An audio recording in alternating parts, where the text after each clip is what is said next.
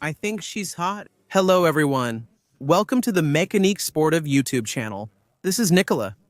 Today, I'm presenting the AMG Grand Touring 63S E-Performance V8 Biturbo with hybridization. It's such good news to have a hybrid car.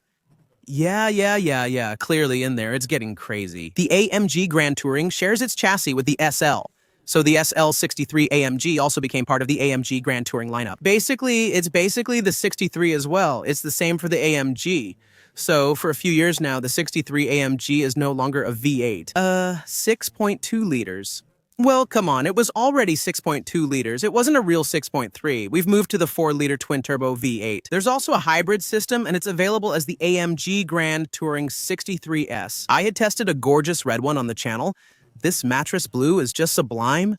With this white interior, the combination is perfect. I told myself I had to test this version again, since I got another SIL Maybach. When I returned the Maybach, I took this one to compare the difference, since they share the same chassis, the same engine, but with totally different philosophies. The Maybach only had a 48-volt mild hybrid system, not full hybridization. Here, we're seeing a real performance boost with over 200 extra horsepower from the electric motor, which is coupled to this V8, which also has a different mapping, which is usually at 585 horsepower.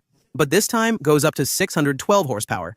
And for Mercedes enthusiasts, 612 horsepower was the power that the V12S used to make back in the day at Mercedes. If I'm not mistaken, correct me if I'm wrong, but I think that's how it was. The old 65 AMGs made 612 horsepower. So I'm not going to give you a full rundown on the AMG Grand Touring again, since I've already introduced it to you. We've already tested it, and we've already tested the SLs as well. Here, my goal was to do a test and especially see the difference in power. This time, we're increasing to 806 horsepower and 1,420 Newton meters of torque. I don't know if you realize, wait. 1,420 Newton meters of torque. Electric power is pushing us to extreme levels. Even then, Mercedes AMG models had nearly 700 Newton meters on early SLs. Then, we moved up to 1,000 Newton meters of torque when the V12 Biturbo engines came out.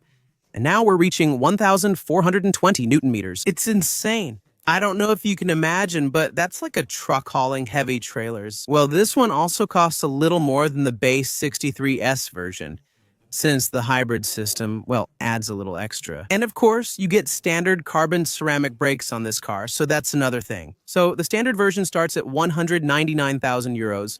This one is a little more, 229,000 euros for this hybrid version. E-Performance. V8 4-liter Biturbo produces 612 horsepower, and with the addition, reaches 816 horsepower. 0 to 100 in 2.8 seconds, top speed exceeds the base AMG version. This time we reach 320 kilometers per hour. I think it's hybridized and could go faster. We're using the SL as the base, and the chassis is slightly lower. Above 80 kilometers per hour, it lowers itself even a little more. We have an active rear spoiler that adjusts depending on the speed we're driving. As for the weight, we add 225 kilos compared to a base SL63S. That's for the electric motor and battery, which is about 4.8 kilowatt hours. This lets you drive 13 to 15 kilometers on electricity alone and helps lower consumption for daily city driving, especially if you recharge at home. After that, you either do it or you don't. Clearly, I can really see the usefulness because it mainly brings comfort. We'll look at all the modes inside. So, it's a vehicle that weighs about 2,200 kilos. Our four-wheel steering at Mercedes is a real advantage, giving us a 12.5-meter turning diameter.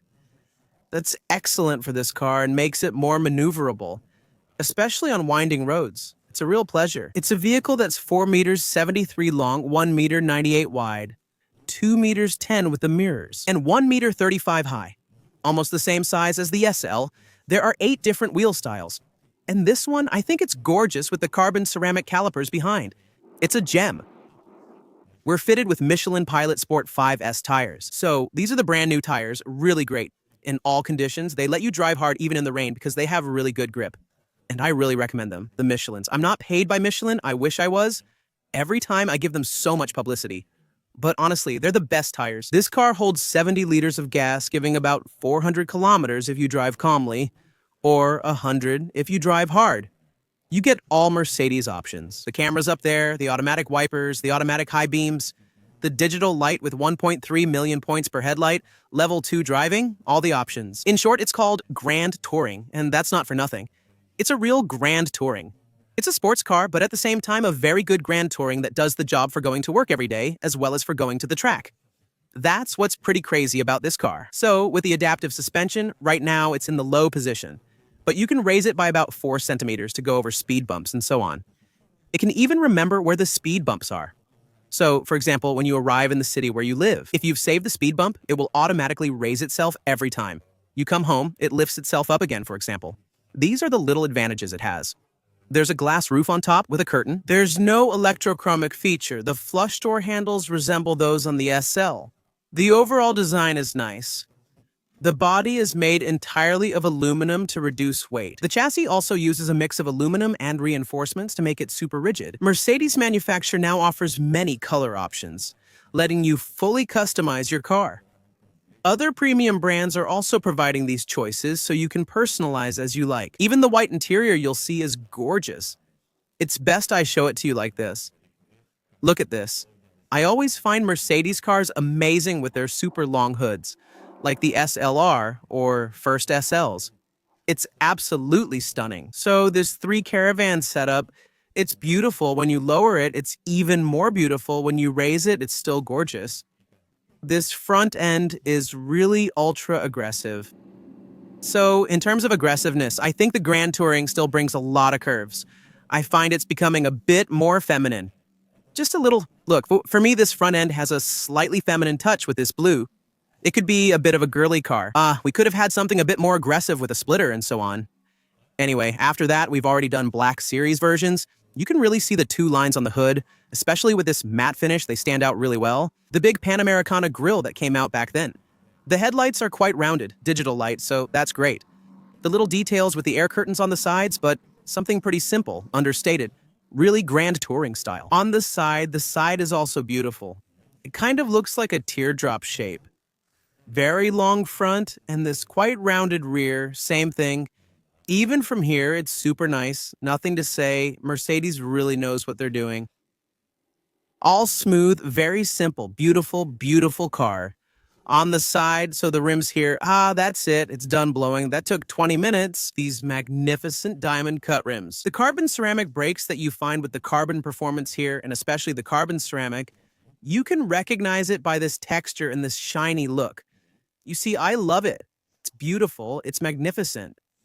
Honestly, it's absolutely stunning. On this side, we have the V8 Biturbo E-Performance badge to remind you that it's electric and that it's a V8 Biturbo. What's a shame is that, well, here, there's no real air extraction. Well, it's always been fake with Mercedes. It's a bit of a shame. I would have liked, for example, if air could come out here to remove air from the wheel arches, for example, but oh well. Next, we can see, for example, on the roof, the glass roof, which is a nice touch since there's no convertible version. The convertible version is now the SL. This part, the rear window, doesn't go down, and the flush door handles pop out when you approach the vehicle. A small blade on the lower side skirt, very simple. Again, everything is really about finesse and curves, understated. There's nothing aggressive about this car, you see. Everything is rounded. There's no sharp edge. It's made to be pretty and delicate. That's how it feels to me. But it's a real beast, 816 horsepower, just as a reminder. So the lights are the same, very, very rounded with this strip here that goes across. And they've put a kind of band here to make everything look a bit wider. But look at the fenders. The bulge of the fender is just massive. It kind of reminds you of the 911. Look, if you cut this part here, the rear pillar, this, it really makes you think of the 911, which is the competitor of this car. Even if they're not really the same, they compete a bit because of performance, chassis, and so on. Well, it's kind of like the competitor, you know? Same type, PGT. So the thing is, Mercedes decided to put the charging port here. I would have preferred it on the other side and really set up like a fuel cap, so we have 70 liters here. I would have liked to have the second charging port on the other side. But they made this choice, like on some GLEs and so on. I don't think it's very sexy here, but it can be practical depending on the charging stations. Lower down is the diffuser with 4 AMG exhaust outlets. These are inserts, not real exhausts. And there's a small AMG logo inside. It's really very nice. The AMG touch on this side. The logo with the star, and it's in red like that, completely red. I think the Black Series was the first to introduce the red like this. And the S, but here you can't tell it's a hybrid unless you look at the fuel cap. What do you think about it? Not bad, right? It's beautiful, the rims look great, and the setup is amazing. All right, I'll open the trunk for you. So, it's not electric in this one. The SL Maybach had an electric one. But it does close electrically, though, so we have a little bit of space here. We have under 200 liters, which isn't much, especially with our charging cables. For example, we have boxes for charging cables here, yet still plenty of space for a weekend trip. If you want a little more space, you can remove this part here, the fabric, to have a bit more room. Well, we have the big pack here with the tank and the battery, which take up more space than in a standard machine gun. We have the small emergency kit on this side, and something to fold down the back seat here, because if we want a little more space, I can just fold down the seat, which gives me more room here. There we go. And there you go. We might not put the bikes here, but I don't know if that's a bike. I think a bike would fit if we take off both wheels. We're cycling with a machine gun grand touring. I once did this with a McLaren using a bike rack. It was pretty funny. Here we have some space, and the 2 International Standards Organization FIX top tether mounts for baby seats in the back, plus the electric trunk closure. I'm not sure why it opened earlier. Maybe I pressed the button wrong. Wait, I want to double check. I double checked. It was just me pressing too quickly. There we go. So the interior, I get closer, I touch the handle, it pops out. And look at this interior with the white. It's just beautiful. I wish they would make a Maybach like this too, not just the SL. I don't think they've done it. The door's all leather. We're talking Mercedes here. We're talking high-end features.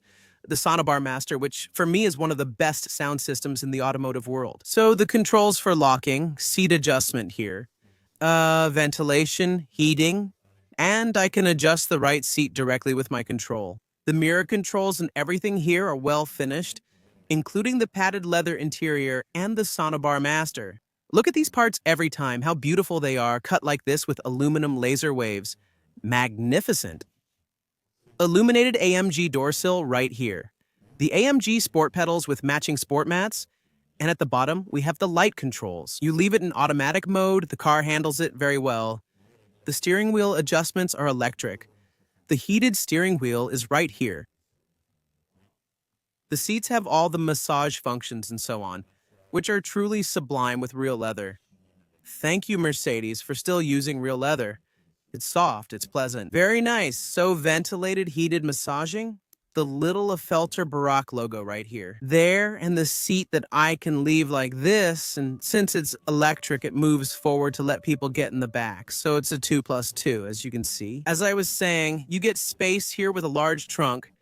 And when I lift the back seat, then don't move because the seatbelt got stuck behind.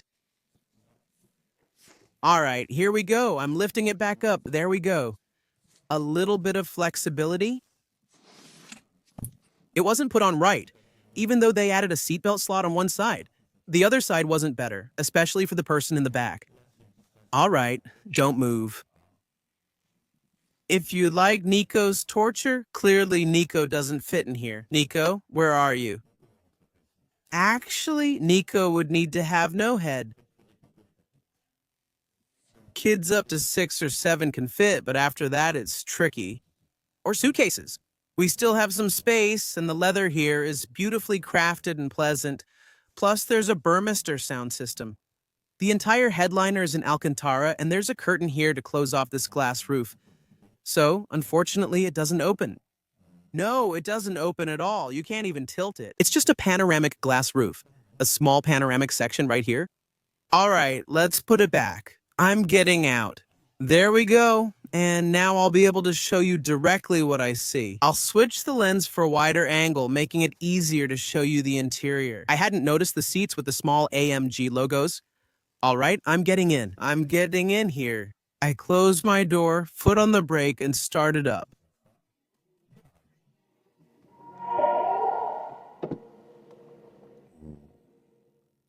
The steering wheel adjusts back to my position so I can be comfortable in my car. All right, I'm gonna move back as far as I can. So this is the view I have when I'm the driver of this Mercedes. I'll close this because it looks better that way. Wow, so this AMG, we have all the interior lighting. As you can see, it's sublime. White leather below, black above. If we used white on top, nothing would be visible. Well, on the windshield, because you can already see that even with black, it reflects a little bit. Just imagine if it were white, that would be unacceptable. So here we have mirrors with small curved edges on the sides, which allows for better rear visibility. The dashboard is all leather. This gauge cluster is the one you find on all high-end Mercedes. The turbine's here as well. That's really, really nice. I'm a huge fan with the lighting, the LEDs, and so on. It's just beautiful. This is the sporty AMG steering wheel, featuring Alcantara and leather on the top and bottom. We'll discuss these controls again shortly. Controls are still used for the left screen on the left and the right screen on the right. So here, for example, I can go back to the home button. I can navigate here using the touch controls or the touch screen here. We'll talk more about all the performance features in this area. And here as well, I can always customize my menus. The advantage of AMG models is that we have specific menus, like the track pace, which is really made for the racetrack. We'll have the Super Sport, which looks a bit similar, but with the outline that really goes all the way to the edges. Sport mode is simpler, like in other Mercedes models, but it still shows all engine temperatures and related info. We even have electric motor and battery temperatures. It's pretty crazy, especially with all the settings. So these are all the settings you can customize for the engine mapping, chassis, and suspension. In short, the AMG dynamics are really crazy. The number of settings is incredible. And then you can have the classic clean screens or the navigation assistance map. And the maintenance reminders, I have to admit, I like the classic one because it gives me my console information compared to the others that don't have it. But I have to admit that the track pace is also pretty good with my pressure on the accelerator pedal, the brake, my speed, the G meter, and all the necessary information right here. There are paddles behind the steering wheel, so that's for shifting gears. On this side, it's the high beam flash, plus the windshield wiper and the turn signal. Here, it's just the gearbox. On the steering wheel, this side controls this screen, that side controls that one. These buttons are for driving aids like adaptive cruise control or limiters. And on this side, you have the voice controls, phone pickup, and the sound. Then here, we have two screens. So these are real screens. So when I touch this control here, I'll set it like this. When I touch here, it changes the menus that I'll have. We have many adjustment options. For example, I can deactivate the electronic stability program or hold it down to turn it off completely and make it red. Here is just you and your life. And look, what's crazy is that I can control the traction control from this side when I'm in electronic stability program completely off, even when it's off. We still have plenty of settings for drifting, and it can let you become a real driver. I recommend, with 1,400 Newton meters of torque, that you always leave a little bit of traction control on, unless you want to do some really, really big drifts. Then you can access the other settings, AMG Dynamics here, which allows me to go into this AMG Dynamics menu and adjust everything I want. Then there, I can set it. So there's either Basic, Advanced, Pro, or Master. For Master, guys, to access it, you first have to turn the electronic stability program off, completely off, everything off, and then you can access the Master menu here. You can only activate Master mode under these conditions. Master, if you're not a very experienced driver, if you're not really good at drifting and so on, especially with a four-wheel drive, don't use this, you'll die, seriously. I advise against it. Well, humbly, I can handle it. Except on a track with a lot of personal space, I don't touch it. Let's get back to it. Now I can customize other modes and the front splitter, which lowers the front to adjust the aerodynamics. I can play with it or not. There we go, careful. Ground clearance is reduced. So it's a small thing that comes out. I'd like to show you, but since I'm alone, it'll be complicated. There underneath, actually all of this has inflated right here to get more ground effect. It inflates and deflates here, pretty impressive. I don't know if I can... Don't move, you'll see it right there. There you go.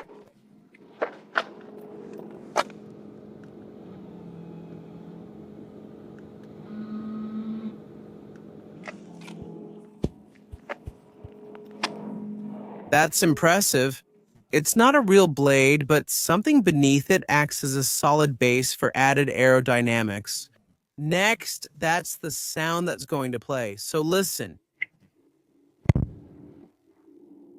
It sounds like a car starting, only stronger. That's the real track mode. Really track?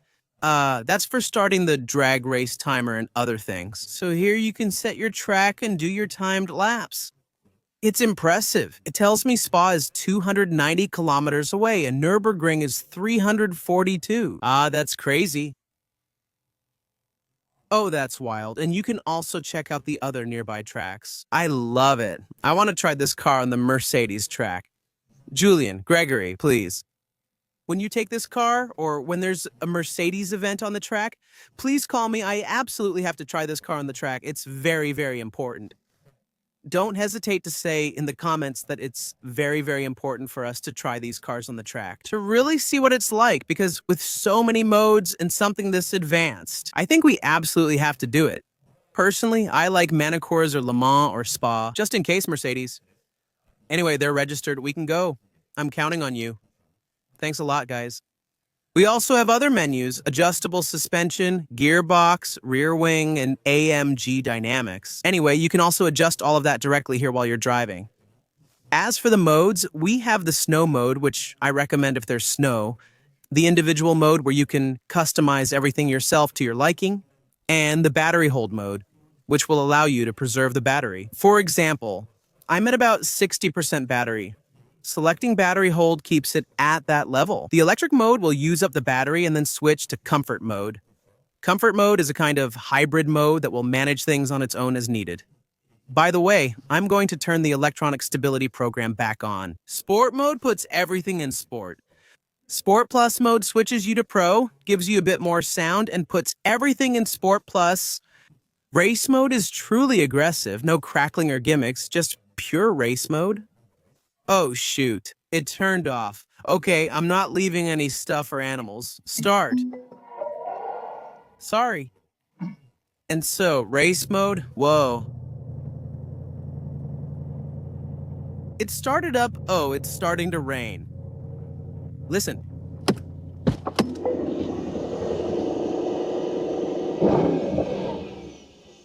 It's unrelated to the SL Maybach. The Maybach was far more refined. But we're really like the SL63 AMG or the AMG Grand Touring 63S. It started to get really nice. I'd still add a slightly more open exhaust.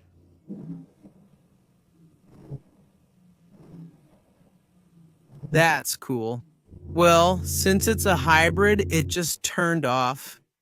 Okay, it's starting to rain, guys. Let's get behind the wheel of this car and see how it goes. Well, since it started raining, I didn't want to leave the camera outside, so I'll finish the interior, and then I'll give you a bit of the sound afterwards. So this big screen here, well, this one isn't adjustable like in the SL because, well, in the end, we have a roof. At the top are the lighting, controls, save our souls button, and lights. The frameless rearview mirror is electrochromic. Here, on this side, we have the mirror, which is quite large. So, no LED, there you go. The large roof, then, is glass, as I mentioned, all covered in Alcantara on top, with 2 microphones, one for me and one for the passenger. Same thing, for when we give commands. The button to start. Here is the dashboard. There is the glove box. Here are the seats, so you can see the back here, and I've shown you almost everything. This little part here. Center console fits 2 USB-C charging cables and a cup holder.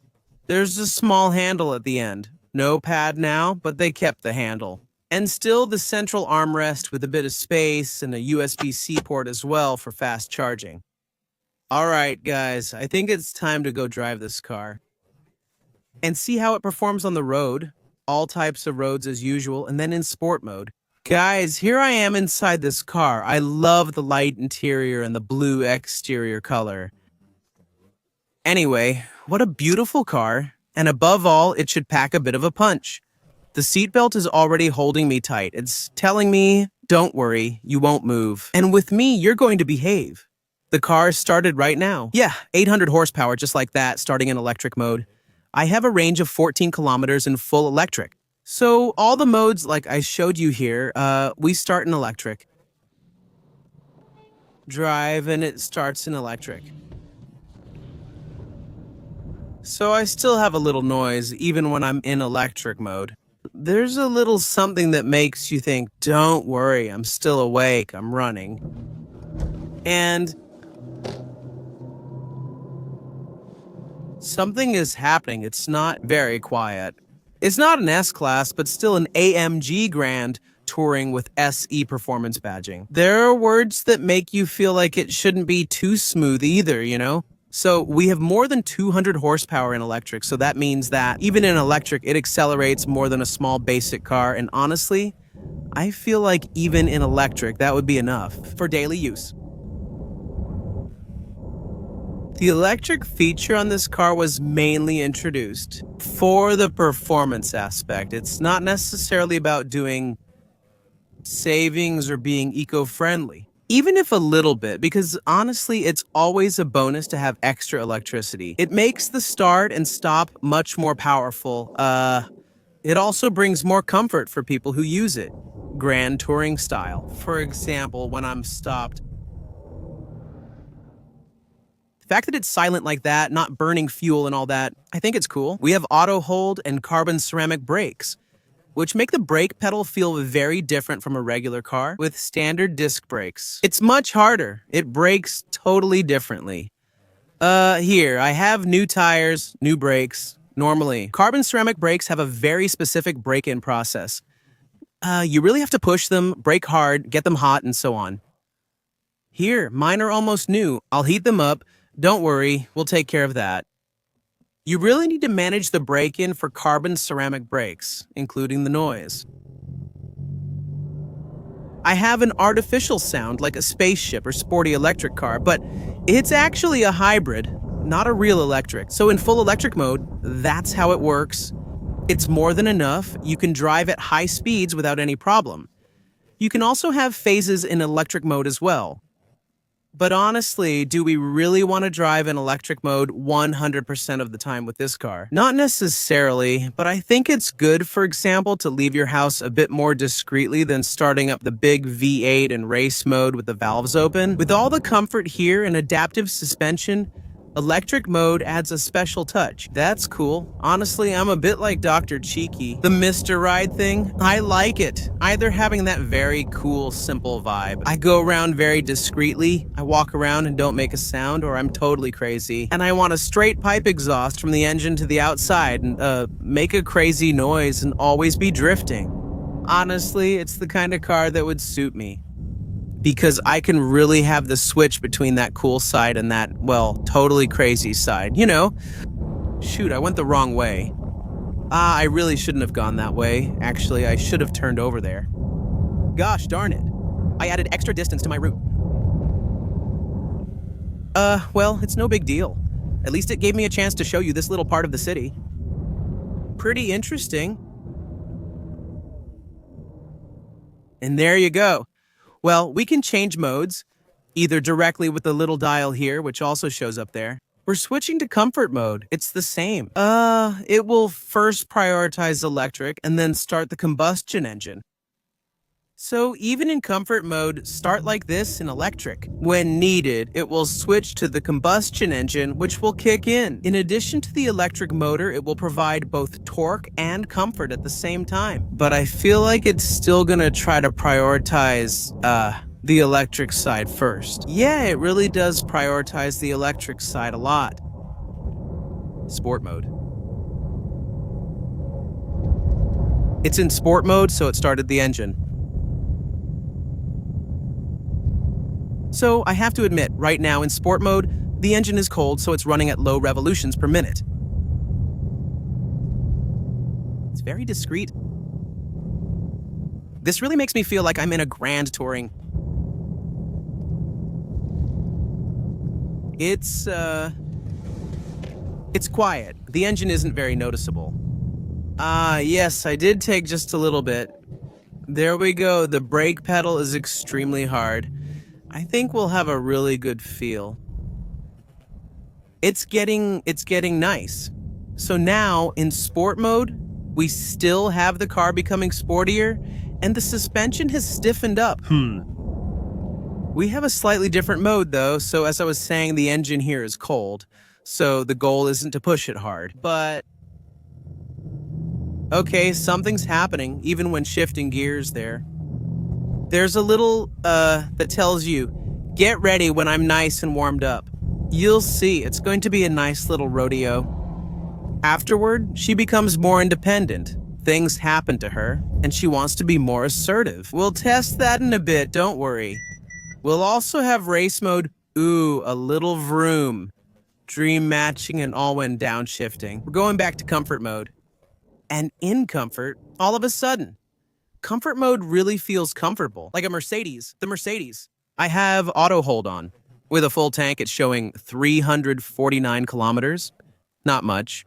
I don't think we'll focus much on fuel consumption. We're in a car that weighs a little over 2 tons. We've got huge tires. This is a car that's built for performance. Well, I think you'll get the 349 kilometers under normal conditions. I returned the SL Maybach. The Maybach is basically the same, with pretty much the same engine. A lot of luxury and so on. I managed about, 400 kilometers on a full tank driving calmly with a few small accelerations. When you're on long trips, you can get down to around 11 liters. We'll see how it goes with this one. But it should be fine, especially if we recharge every night and want to be a bit more eco-friendly or consume a little less. I think it's possible, especially when you actually have this kind of car. It's not important. Consumption only matters on long trips to know if I'll have to stop often, but otherwise, most people have this kind of car. We don't care, it's not a big deal. Thanks for letting me know. Right now, I'm still in comfort mode. It's been running on electric since earlier. I was driving at 70, now we're switching to a 90 road. I'm accelerating again if possible, since I don't know what the guy in front was doing. And it's 90 here. There we go, the engine just started. In comfort mode, it says, well, look, you're accelerating a bit harder. I'll still be able to start. Right now, I'm in 7th gear at 90. It's a very discreet engine. Now I'm back in electric mode. Braking always recovers energy, just like a real hybrid car. The engine just restarted. What's great is that it makes a really good grand touring. I can hear rolling noises from the back. Because we have gigantic tires, since it's a car that's at least somewhat sporty, well, maybe there's a little less soundproofing than a real luxury car, but to be honest, it's great. Why do I like Mercedes? For this. When there's traffic, I have all my assist systems. I have my driving aids, my level 2 driving, lane centering. It accelerates, basically, everything. What I have in an S-Class, I also have in my super sports car. And that's pretty cool. I like it because the super sports car, honestly, is more often in the city than not.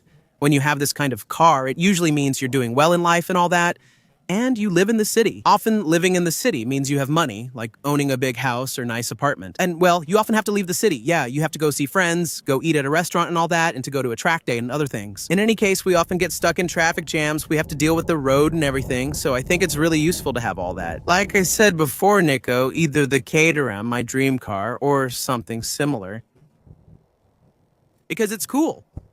Now, driving a car with 800 horsepower and 1,400 Newton meters has become quite easy. You put that on an auto carrier's Cobra, a Viper. You die instantly, basically. Here, I feel completely at ease. I feel good. I have some crazy traction control. I have systems that adjust the angle with G sensors that balance everything out and all that. So I'm calm, you know, even if it rains.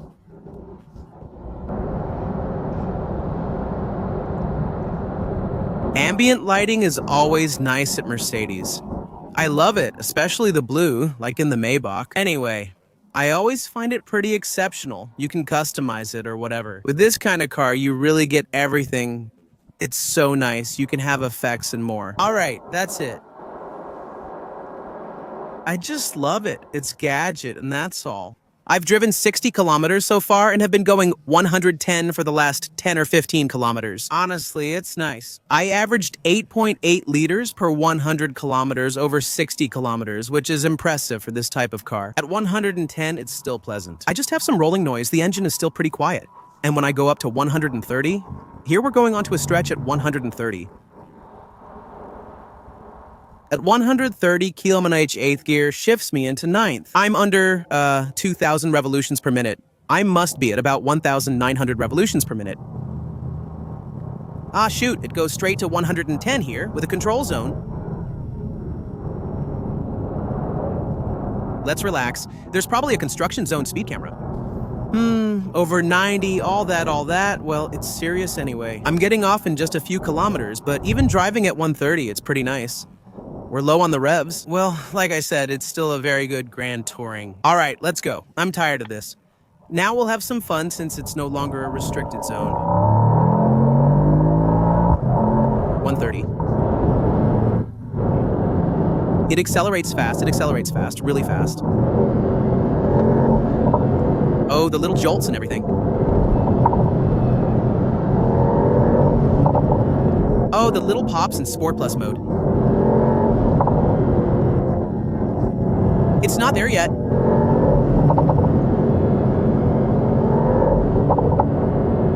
It's very nice.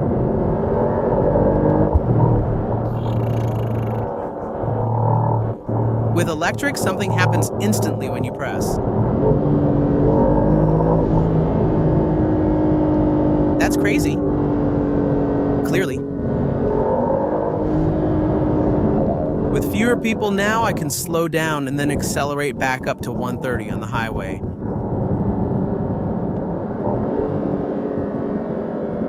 Come on, 70, 130. 130. This is totally crazy.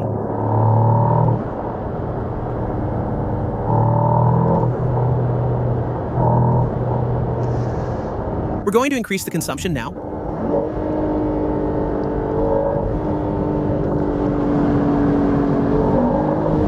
There's still a little something there.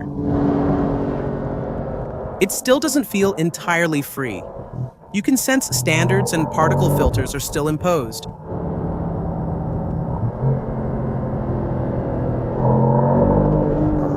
When you have both electric and thermal combined. It's so intense with this V8, it's crazy, I love it. We're going to switch back to comfort mode. Because when you're in Sport Plus mode, it recharges your battery a bit, so right now I'm at 50% battery. Let's use a bit more battery, or if you switch to race mode. The goal in race mode is that it revs high like this, so you're always at the max for those moments, which will be even crazier than Sport Plus. You'll have less popping because in race mode, the focus is performance, not noise. Here, it's recharging the battery using the V8 as a generator to recharge your small battery. But here, we're really focused on performance. We're not at all focused on ecology and so on. Don't worry, the engine is powerful, but it's going to be powerful all the time. So, and I see that it recharges pretty quickly anyway. I feel like you're almost, yeah, it recharges really fast actually. Yet, I'm only at 2,500 revolutions per minute when you have the valves open and so on.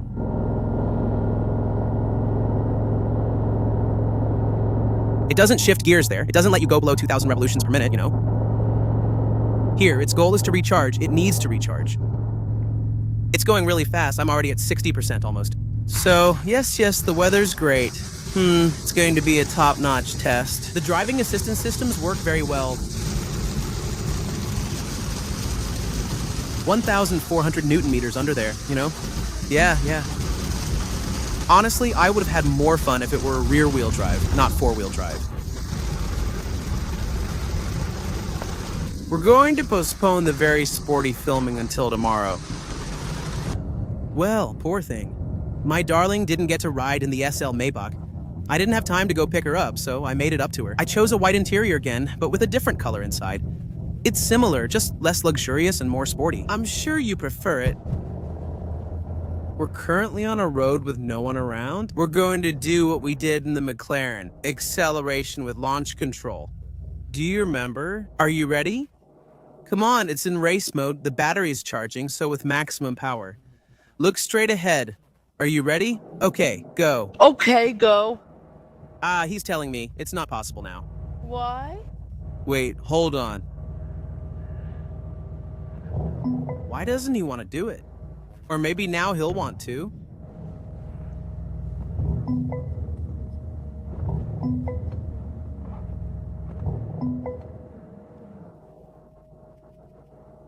He doesn't want launch control yet for some reason, but I did put it in sport mode. We'll just do a 0 to 60. Ready? Let's go. Already at 100. Wow, that's fast. That's crazy. Wait, let's do one just without the launch control because for some reason it doesn't want to work. But that's crazy, 100. Ready for the 100 to 0? Yes.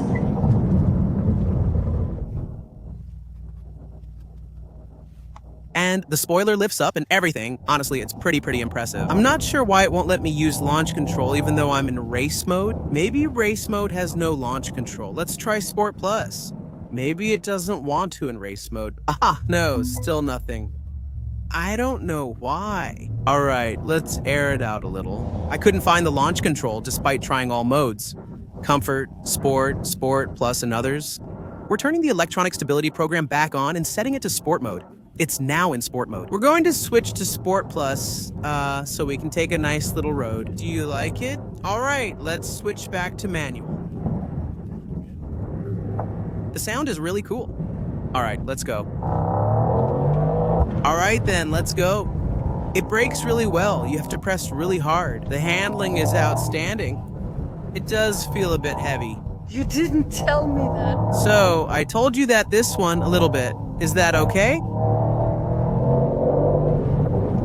Braking feels a bit heavy. You really need to warm up the tires. It accelerates well. In sport mode, the electronic stability program lets you play around a little. Careful there. It's really powerful. Still, it holds up super well. Are you okay? Yes. Oh yeah, that's not bad. It's not bad, just feels a bit heavy. But here, let me give you a bit of air. You tell me it's straight ahead. I told you at the end of the straight line. Yeah, I like it. Do you like it? Yes. There, it's not bad. Listen, Pettit Tunnel, let's hear if it makes some noise.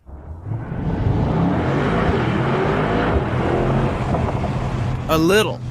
We have an artificial sound we can turn on or off, but something is still happening. Sorry about the hairdo. It's okay. We do better with the auto carriers. No, it's still pretty impressive. It holds up well. The electronic stability program lets you drift a little. It lets you play. Are you okay, my passenger? Yeah, you don't really like this. There, it's good. It's not bad. Cool. It stays both comfortable and sporty. There's a bit of a mix of both. Even on long curves, honestly, it holds really well. It's still a sports car. We've got good tires. It's enjoyable. Honestly, it's a really cool car to drive. It's a good grand touring and sporty at the same time. Yeah, it's nice. I have to admit, the sound, the power, the torque. Actually, it's the instant torque that's pretty impressive. The gearbox is quite responsive. The brakes, on the other hand, the carbon ceramic ones, you really need to warm them up a bit. It's still very violent. And when you want to push hard, you can.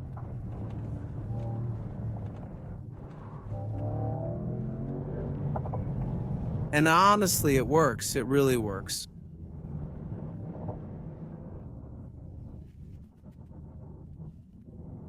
And here, a completely different rhythm. You can get comfortable again. And when you're comfortable, you switch back to electric mode smoothly. Do you prefer that? Are you okay? Yes, I'm okay. I really like this road with this car. Shall we start again? Yeah, I like it. Having it on the track is great since it's built for speed. The four-wheel steering helps it handle surprisingly well. You can feel that it's heavy. You really wouldn't want it to rain, because in the rain, it's really different. But on dry roads, it still has a really good grip. The acceleration is crazy. And, does it make you hot? It was so good. Okay, let's do it again. No. All right, just for fun, I'll keep quiet.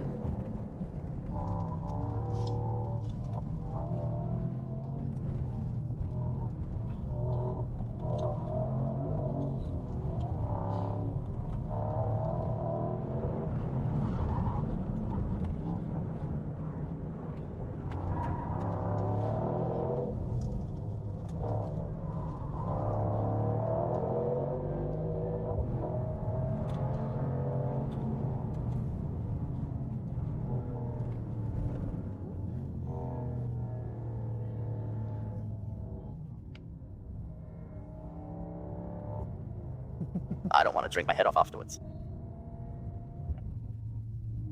All right, let's have a little debrief about this car.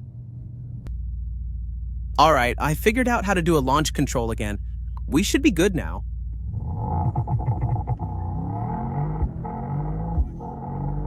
It really pulls hard.